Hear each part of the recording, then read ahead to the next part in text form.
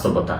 আমি আপনাদেরকে একটা কথা বলতে চাই যে দেখেন, যখন 5ই আগস্টের পরে অনেকে আমারে বলছেন যে তুমি অনেকেই ইন্ডিয়া দিয়ে চলে যাওয়ার কথা বলছেন, আমেরিকা চলে যাওয়ার কথা বলছেন, কিন্তু আমার কাছে আমার মনে কখনোই সায় দেয়নি।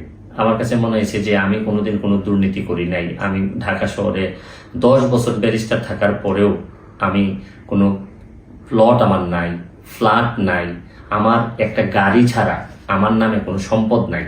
তারপরেও আমি কোনো অপরাধ করি নাই। কেন আমি আমার দেশ ছেড়ে যাব? কারণ আমার দেশে তো, এই দেশেই তো আমার লাশ আসবে, এখানেই আমার কবর হবে, এটাই আমার বিশ্বাস। সুতরাং এই দেশ ছাড়ার জন্য আমি কোনোদিন, আমার ইচ্ছা হয় নাই।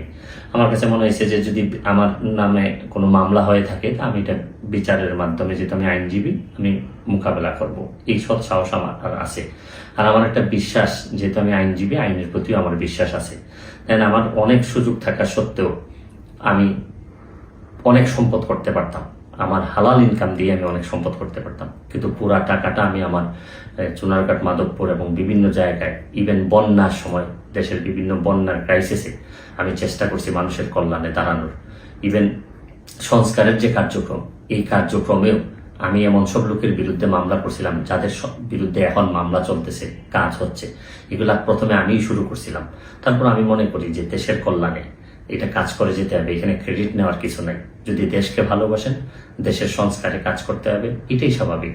আমিও মনে করি যে যদি সংস্কারের জন্য আবারও কাজ করার সুযোগ পাই, আমি কাজ করব। আর সুযোগ না পাইলেও আমার কোনো অসুবিধা নেই। আমি একজন আইনজীবী হিসাবে, সুপ্রিম কোর্টের আইনজীবী হিসাবে আমি আমার প্র্যাকটিসটা চালাই যেতে চাই। কারণ আইন অঙ্গনে যেহেতু যাত্রা শুরু, আইন অঙ্গনের মধ্য দিয়ে শেষ করতে চাই। আজকের মতো বিদায় নিচ্ছি। ভালো থাকবেন, সুস্থ থাকবেন। আমার এই সম্পদের, আমি মনে করি যে কোনো সংস্থা দেখতে পারে তদন্ত করে যে একটা গাড়ি ছাড়া আমার নামে কোনো কিছু আছে কিনা। আমি কোনো সম্পদ করি নাই নিজের ইনকাম